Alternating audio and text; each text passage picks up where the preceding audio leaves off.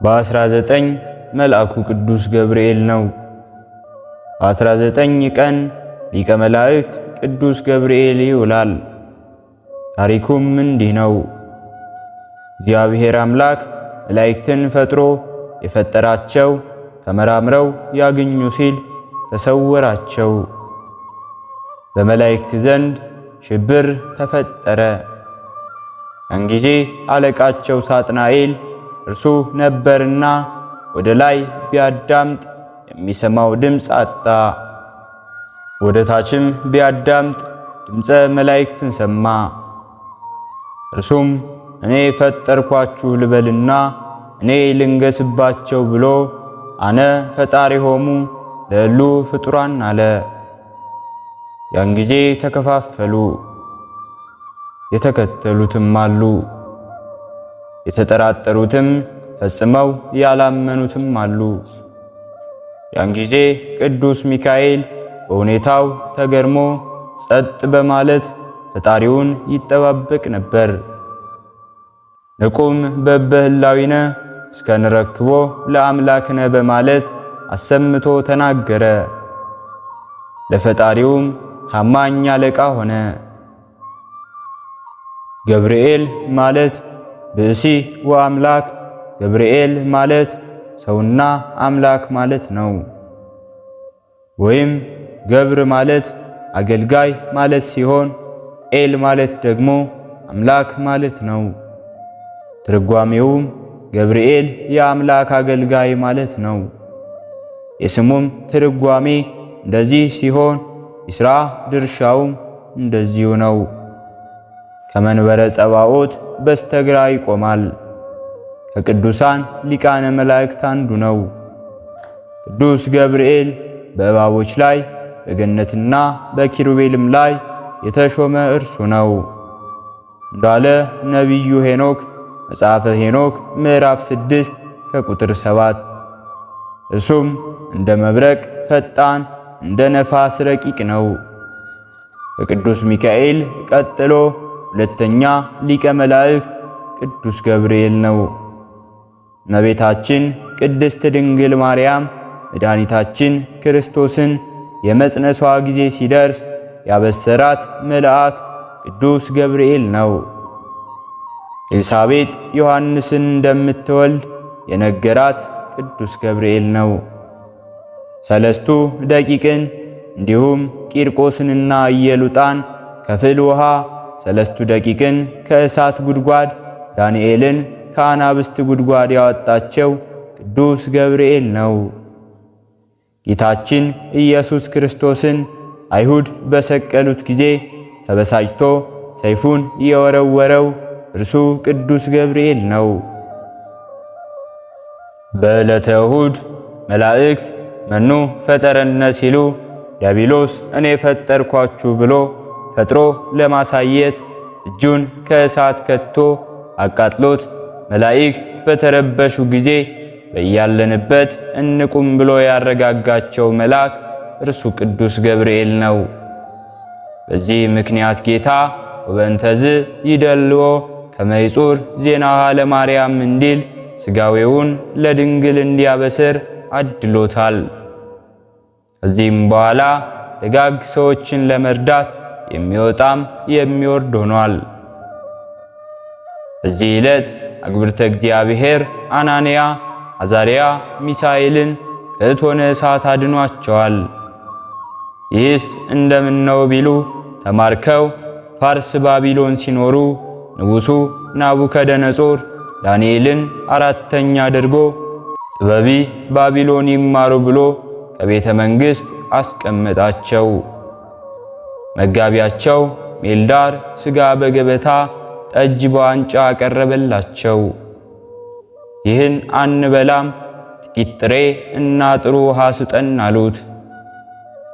ንጉሡ ከስታችሁ ቢያይ ይቆጣል አላቸው። ቀን ስጠን አሉት። 10 ቀንም ሰጣቸው። ጥሬ እየቆረጠሙ ውሃ እየጠጡ ሰንብተው ጮማ ከሚበሉት እንዲሁም ጠጅ ከሚጠጡት ይልቅ አምረው ደምቀው ተገኙ። በዚሁ ሲማሩ ቆይተው ጌታ ጥበቡን ገልጾላቸው ጠቢባን ሲሆኑ፣ ይልቁንም ዳንኤል እርሱ ዘወርቅን ለንጉሡ ከተረጎመለት በኋላ በሦስት አውራጃዎች ሾማቸው።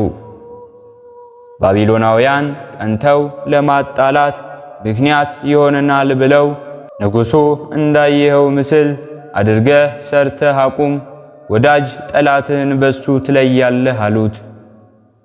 60 ክንድ ቁመቱ 6 ክንድ ስፋት ያለው የወርቅ ምስል አሰርቶ በአዱራን ሜዳ አቁሞ ያልሰገደ ይቀጣል ብሎ አወጀ። ሁሉ ሲሰግዱ 3 ደቂቃ አንሰግድም አሉ።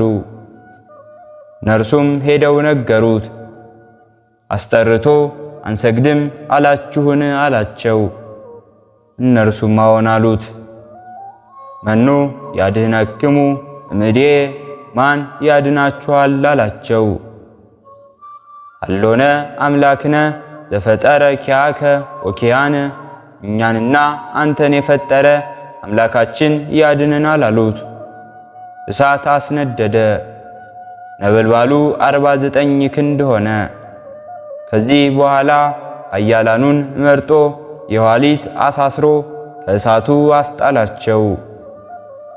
እኒያን ወላፈኑ ገሏቸዋል። ባቢሎናውያንም የቀደመው እሳት ሲጠፋ ጨማምረው አነደዱባቸው። እነርሱ ግን ምንም ሳይሆኑ ይትባረክ እግዚአብሔር አምላከ አበዊነ ስቡኒ ውእቱ ወልዑልኒ ውእቱ ለዓለም እያሉ ሲያመሰግኑ አድረዋል። ጠዋትም ናቡከደነጾር ከሰገነቱ ሆኖ ሲመለከት 4 ሆነው በእሳቱ ውስጥ ሲመላለሱ አይቶ ትናንት 3 ሰዎች አስረን ከእሳቱ እቶን ጥለን ነበር፣ ዛሬ ግን 4 ሆነው ከእስራታቸው ተፈትተው በእሳቱ ውስጥ ሲመላለሱ አያለው። እንደውም 4ተኛው የእግዚአብሔር ልጅ ይመስላል አለ። ወዲያውም ከእቶኑ ሄዶ አንትሙ ሲድራቅ ወሚሳቅ ወአብደናጎ አግብርተ እግዚአብሔር ንዑ ጻኡ ዝየ ኑ ውጡ አላቸው። ብርር ብርር እያሉ ወጥተዋል። በልብሳቸው ላይ ጥላት እንኳ አልተገኘም። ናቡከደነጾር ይህን አይቶ ይትባረክ እግዚአብሔር አምላከ ሲድራቅ ወሚሳቅ ወአብደናጎ ዘፈነወ መልአኮ ወአድኃነ አግብርቲሁ፣ መልአኩን ልኮ ባለሟኖቹን ያዳነ የሲድራቅ የሚሳቅ የአብደናጎ አምላክ እግዚአብሔር ይመስገን አለ። ንጉሡን እውነት መሰለ፣ እነዚህ መሰሪያቸው ነው አሉት። ባቢሎናውያኑ በስራይ ከሆነማ ከእናንተ የሚበልጥ የለም፣ በስራያችሁ ዳኑ ብሎ ከእሳቱ ጨምሯቸው ተቃጥለዋል። ንጉሡም ከሲድራቅ ከሚሳቅ ከአብደናጎ አምላክ እግዚአብሔር በቀር ማዳን የሚቻለው የለምና እርሱን አምልኩ ብሎ አዋጁን አውጇል። እነሱንም በሹመት ላይ ሹመት በክብር ላይ ክብር ጨምሮላቸዋል። የመላእክት አለቃ ገብርኤል ቅዱስ፣ ምስራች ነጋሪ መጋቢ ሐዲስ በዙሪያቸው ከትሞ የሚፈሩትን ይታደጋቸዋል ከስቃይ እቶን። እሳቱን አጥፍቶ በበትረ መስቀሉ ሲዘምሩ አሉ ይትባረክ እያሉ። መከራው ጸንቶብን ጨንቆን ስንጠራው ሳይዘገይ ይደርሳል በግሩም ግርማው። ግና በኃጢአት እናስመርረው ቀስፈናል የአምላክ ስም በእርሱ ላይ ነው።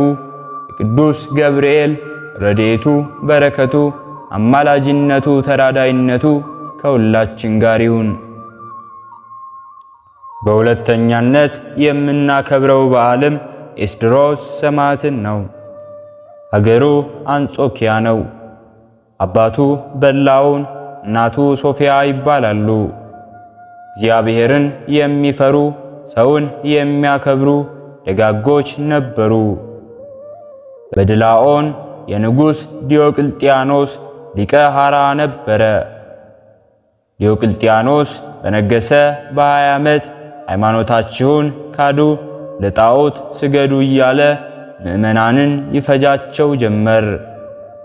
በድላውንም ፈጣሪን ክጄ ለጣዖት ሰግጄ ሳልኖርም ብሎ ሚስቱንና 2 ልጆቹን ይዞ ከአድባራት ባንዱ ተቀመጠ። ዲዮቅልጥያኖስ አስፈልጎ አምጥቶ በሰይፍ አስመታው። ኤስድሮስም በዚህ ጊዜ ገና የ12 ዓመት ልጅ ነበር። ይህስ ምንም አያውቅም ብሎ ከእናትና ከእህቱ ጋር አጋዘው። 18 ዓመት ሲሞላው በሌላ ስፍራ እያለ አልተመለስክምን አለው። ፈጣሪውን የከዳ ለጣዖት የሰገደ ይመለስ እንጂ እኔማ ፈጣሪዬን አውቄ ሃይማኖቴን ጠብቄ የምኖር ነኝ አለው።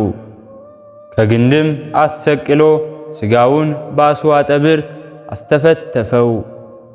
እናቱ አንተ ርጉም አንተ እሱም እያለች ደሙን እየታፈነች ረጨችበት። እህቱም አፎሚያ ትባላለች። በደንጊያ ፊቱን ትጠብሰው ጀመረች። ሰይፍ ጃግሬው 2ቱንም በሰይፍ መታቸው። እርሱንም ጎኑን አስቀድዶ በእሳት አቃጥሎ ለሰማይ አእዋፍ ለምድር አራዊት ራት ይሁን ብሎ ከዱር አስጣለው። ጌታም ከሞት አስነስቶ ከንጉሡ ፊት አቀረበው። ከሰራዊቱ 800 የሚያክሉ ታመኑ። በአምላኩም ለኤስድሮስ እያሉ አንገታቸውን ለስለት ሰውነታቸውን ለእሳት ሰጥተው በሰማዕትነት አርፈዋል። እርሱንም ከብረት አልጋ አስተኝቶ ከበታቹ እሳት አስነደደበት። አሁንም ከሞተ በኋላ ተነስቶ መሰከረ። ከዚህም በኋላ የወፍጮ ደንጊያ በአንገቱ አሳስሮ ከባህር አስጣለው። ደንጊያው ሰጠመ፣ እርሱ ግን ወጣ። በመጨረሻም ስቃዩ ይጽናበት ብሎ ግንድ ላይ በችንካር አስቸንክሮ ተወው። ጌታም በስምህ የተማጸነውን ምሬልሃለሁ፣ አንተ ከገባበት መካነ ዕረፍት አስገባልሃለሁ ብሎ ተስፋውን ነግሮት ከ17 ዓመት ተጋድሎ በኋላ በዚህ ዕለት አርፏል። ሰማዕቱ ኤስድሮስ ላከ ቃል ፍጹም የመልካም ዛፍ ፍሬ ጣፋጭ ነው መልካም የኢየሱስ ክርስቶስ አምላክነቱን ለዓለም ሲመሰክር ሲያስተምር እምነትን በምቾት አይደለም ሳይቀምስ መከራን እንደ ሐዋርያት ጠጥቶ እንጂ ነፍሱን አንገቱን ለስረት ለችንካር እጁን ኤስድሮስ ለአምላኩ በአሕዛብ ፊት እንደ ቅዱስ ጊዮርጊስ ሊቀ ሰማዕታት እስከ ሞት ድረስ ነው የታመነችለት። የሰማዩን መንግሥት የክብርም መውረሻ በእርሱ መታመን ነው እስከ መጨረሻ። የቅዱስ ኤስድሮስ ሰማዕት ጸሎቱ በረከቱ አማላጅነቱ ከሁላችን ጋር ትሁን። ሕሊናችን በማሰባሰብ አባታችን ሆይ እንበል። አባታችን ሆይ በሰማያት የምትኖር፣ ስምህ ይቀደስ፣ መንግሥትህ ትምጣ፣ ፈቃድህ በሰማይ እንደሆነች እንዲሁም በምድር ላይ ትሁን። የዕለት እንጀራችንን ስጠን ዛሬ፣ በደላችንንም ይቅር በለን እኛም የበደልነውን ይቅር እንደምንል፣ አቤቱ ወደ ፈተና አታግባን ከክፉ ሁሉ አድነን እንጂ መንግሥት ያንተ ናትና ኃይል፣ ክብር፣ ምስጋና ለዘላለሙ አሜን። እመቤታችን ቅድስት ድንግል ማርያም ሆይ በመልአኩ በቅዱስ ገብርኤል ሰላምታ ሰላም እንልሻለን። በሐሳብሽ ድንግል ነሽ፣ በሥጋሽም ድንግል ነሽ። አሸናፊ እግዚአብሔር እናት ሆይ ሰላምታ ላንቺ ይገባሻል። ከሴቶች ሁሉ ተለይተሽ አንቺ የተባረክሽ ነሽ፣ የማኅፀንሽን ፍሬ የተባረከ ነው። ጸጋን የተመላሽ ቅድስት ሆይ ደስ ይበልሽ፣ ልዑል እግዚአብሔር ካንቺ ጋር ነውና ከተወደደው ልጅሽ ከጌታችን ከመድኃኒታችን ከኢየሱስ ክርስቶስ ዘንድ ይቅርታውንና ምሕረቱን ለምኝልን ኃጢአታችንንም ያሰርይልን ዘንድ ለዘላለሙ አሜን። ስለነበረን ጊዜ ሁሉ የአምላካችን የልዑል እግዚአብሔር ስሙ ዛሬም ዘወትርም የተመሰገነ ይሁን። አነሳስቶ ላስጀመረን አስጀምሮ ላስፈጸመን ለልዑል እግዚአብሔር ምስጋና ይሁን። ከዚህ በላይ እንድንሰራ አገልግሎቱ በሰፊው ይሰጥ ዘንድ በሀገር ውስጥም በሀገር ውጭም ያላችሁ ይህንን መንፈሳዊ ቻናል ላይክ፣ ሰብስክራይብ፣ ሼር በማድረግ ድጋፋችሁን ታሳዩን ዘንድ በትህትና እንጠይቃለን። ያላችሁን ሐሳብ አስተያየት በኮሜንታችን ስር ላይ አስቀምጡልን። ወስብሐት ለእግዚአብሔር ወለወላዲቱ ድንግል ወለመስቀሉ ክቡር። ይቆየን።